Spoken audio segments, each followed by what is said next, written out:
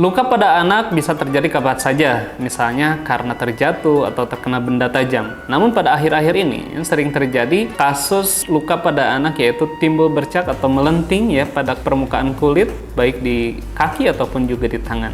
Nah, bagi ayah dan bunda jangan khawatir, mari kita bahas di video ini. Saya Nus Agung, selamat datang di kanal Sehat Medcofazin.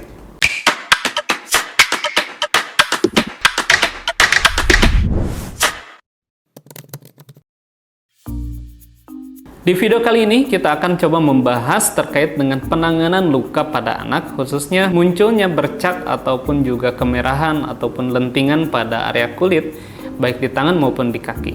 Hal ini memerlukan adanya perhatian khusus agar kita memahami cara perawatan luka yang baik dan mencegah agar kondisi tersebut tidak semakin bertambah parah. Langkah pertamanya adalah ayah dan bunda pastikan tetap tenang dengan kondisi anaknya. Karena hal tersebut akan mempengaruhi kondisi psikis atau stres pada anak yang jika terjadi akan mengakibatkan kondisi perburukan pada luka. Hal yang paling penting adalah selalu perhatikan kebersihan. Jaga kebersihan kulit ataupun juga lingkungan sekitar untuk menghindari kejadian yang lebih parah. Pada saat mencuci luka, hindari menggunakan alkohol ataupun H2O2 karena itu akan mempengaruhi atau memperburuk kondisi, menjadikan kulit semakin iritasi ataupun juga anak akan mengalami sakit. Nah, setelah luka dicuci, maka harus ditutup untuk menghindari adanya invasif atau masuknya kuman dan bakteri ke area luka. Baik, kali ini kita akan coba bahas bagaimana cara perawatan luka pada anak. Baik, kali ini kita akan coba praktekkan bagaimana cara perawatan pada luka yang terjadi pada anak ya. Salah satunya tadi ada timbul bercak atau melenting lukanya di area punggung tangan. Oke, nanti kita lihat langsung lukanya seperti ini ya teman-teman. Nih kita kaji, lukanya ada bercak-bercak merah-merah ya. Ini adalah salah satu tanda atau gejala dari peradangan atau inflamasi.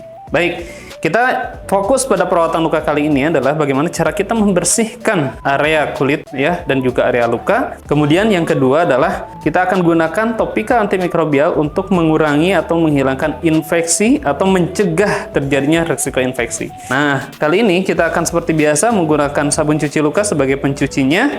Kemudian ada cairan PHMB. Ini adalah untuk membilasnya, teman-teman. Dan kemudian kita akan gunakan Medcofazin Silver sebagai agen antimikrobial atau untuk membunuh kuman dan bakteri pada luka. Nah, ini adalah Medcofazin Silver ya teman-teman, untuk membunuh kuman dan bakteri, untuk mengendalikan dan menghilangkan infeksi pada luka yang akan kita gunakan pada kasus luka pada anak kali ini. Tahap pertama seperti biasa akan kita lakukan pencucian dulu menggunakan Medcofazin sabun cuci luka. Oke, kita tuangkan sabun cuci lukanya ke kulit sekitar luka. Boleh kita menggunakan tangan seperti ini ya teman-teman.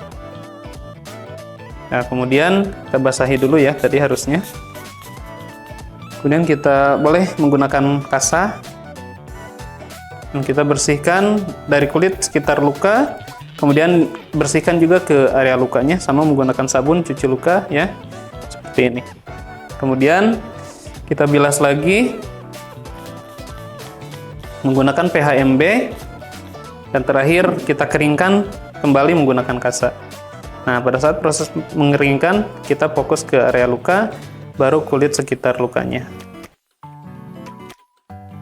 Selesai. Selanjutnya kita akan lakukan ya penggunaan Medcofazin Silver untuk mengurangi infeksi ya pada area luka pada anak ya. Nah, kita oleskan. Atau boleh dituang langsung seperti ini. Kita oleskan lagi, kita ratakan ya. Kemudian kalau misalkan ada kemerahan di kulit sekitarnya, boleh juga menggunakan Medco ini tidak hanya di lukanya ya teman-teman, tapi di kulit sekitarnya yang mengalami kemerahan atau mengalami inflamasi.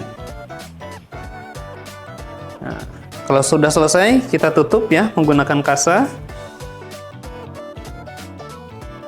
Dan terakhir kita lakukan fiksasi menggunakan cohesive bandage ya. Nah, boleh kita lakukan seperti ini.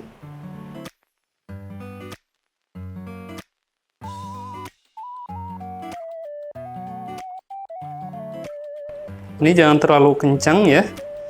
Yang penting pasien nyaman ya. Si anak nyaman.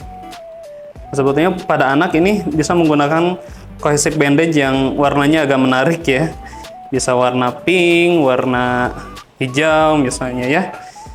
Boleh juga hitam seperti ini, nggak masalah.